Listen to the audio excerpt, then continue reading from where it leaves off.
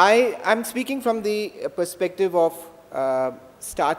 let me start by talking in terms of this partnership which we are talking about between educators as well as the business world, and how that synergy can exactly build a robust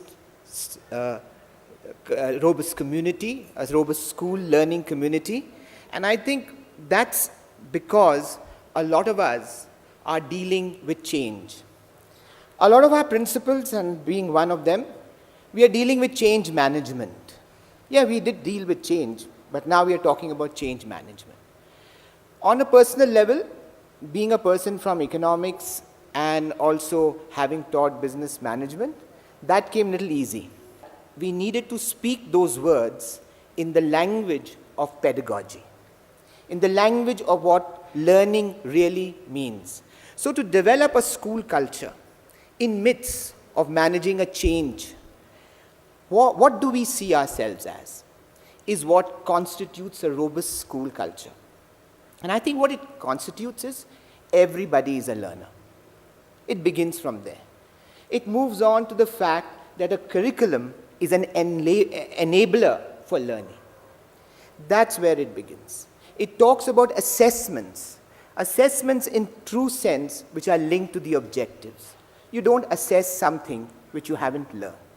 It means that institutions, schools, indeed are institutions of not teaching, but learning. And to develop that learning community and to focus that onto the aspect that learning needs to be promoted, we need a community which is directed to being a community of lifelong learners. To this end, the teacher needs to make a progression. At least I saw myself making a progression from teaching to facilitating, from holding on to information to saying, I am not going to hold on to information, I'm going to enable my children to take up learning because it's all available. Now, what is available? Well, technology is one enabler, and I found that while I was dealing with assessments, I have done a lot of data mining, and that data mining does help me to understand that really assessment is the beginning of learning. It's a magnified conversation we are having. Is it? Is it a magnified conversation? Or is it about a mark or a grade given? You and me have been in school. When a test is given to you, and you wait anxiously for that feedback, and when you get it, you see the mark or grade and you keep it aside. Now that's not what assessment is meant to be. That's where we seek how that partnership can possibly develop. While on the other hand, when I looked at the curriculum, today I look at curriculum mapping. In the good old days, I did it on a whiteboard, horizontal articulation of the curriculum, vertical articulation of curriculum. But you know what? An Atlas Rubicon, which is a company which does on curriculum mapping, or a managed pack, helped me greatly to understand and focus on that child. So I do believe that IT is an enabler. It does not substitute a teacher, but actually enables the learning process to happen. And I think that's the key.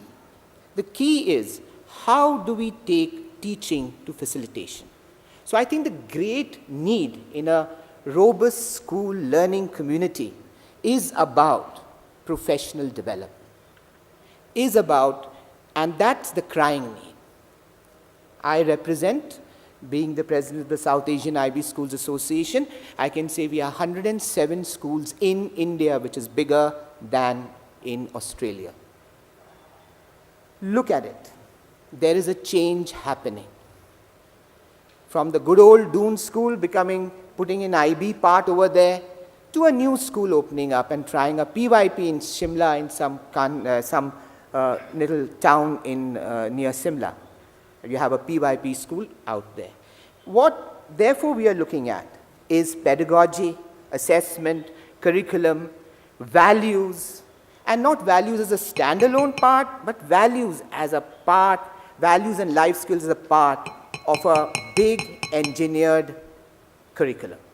To that end, if we were to integrate all these pieces, and that not that sports is and values are like standalones, but actually a part and parcel of the general learning, it's then and then alone we can develop a robust school learning community. To that end, we seek cooperation from your esteemed gathering. Thank you so much.